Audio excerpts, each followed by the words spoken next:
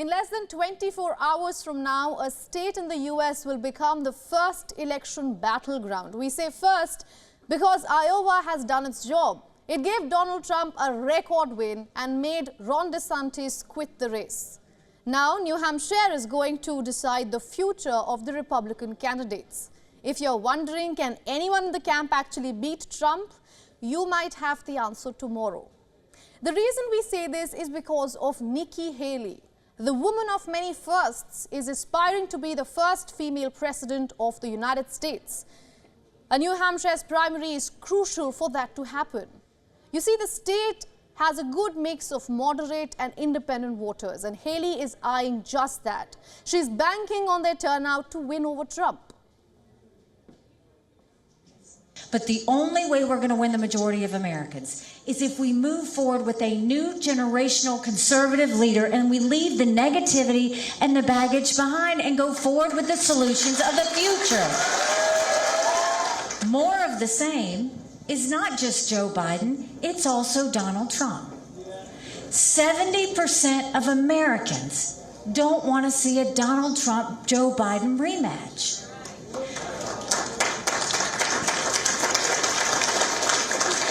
The majority of Americans disapprove of both of them. And speaking of Trump, most opinion polls are with him.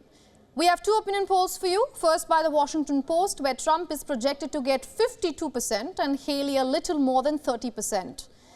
The CNN poll puts Haley's chances at a better position, almost touching 40%, but still far behind Trump's 50%. Now, it is important to understand here that Donald Trump gained momentum after Vivek Ramaswamy's endorsement. And now that DeSantis is also backing him, the boost will be on display in New Hampshire. We have to win, and we have to win by a big, resounding number. It's got to be a big, big, beautiful number. You know, Vivek just came with us. And now Ron just came with us. They're all coming with us. They're all coming. In case Trump wins in the state, it could be all over for Haley, because for half a century, a candidate who has won both Iowa and New Hampshire has gone on to become the party's presidential nomination. And if Haley wins, it will be exactly what she has been asking for, a one-on-one match with Donald J. Trump. So tomorrow's vote will be a make or break moment for her.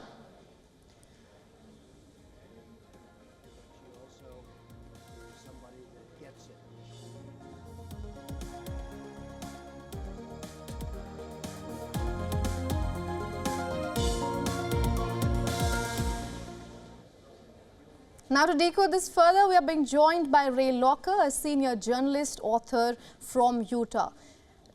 Mr. Locker, thank you so much for joining us here on WION. Thanks for having me, Ananya. Right.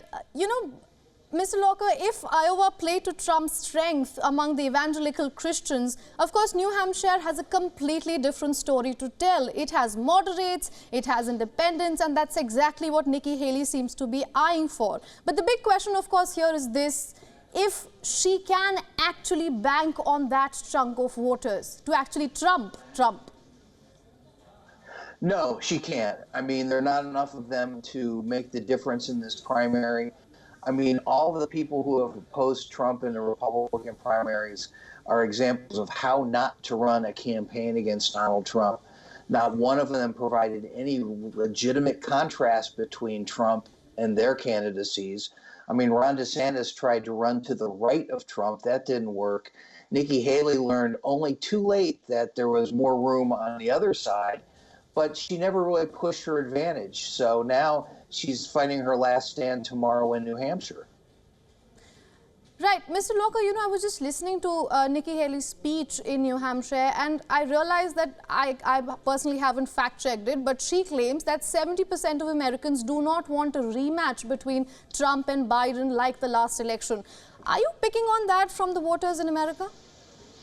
Well, I think some of that is true. Look, on the Democratic side, there are concerns that Joe Biden is too old. You know, they worry about that because they worry that other people are worried about it. They don't want a rematch with Trump and Biden because they're afraid that Trump might win. That's a big part of that. And then there's also a ton of voters who just don't like Donald Trump.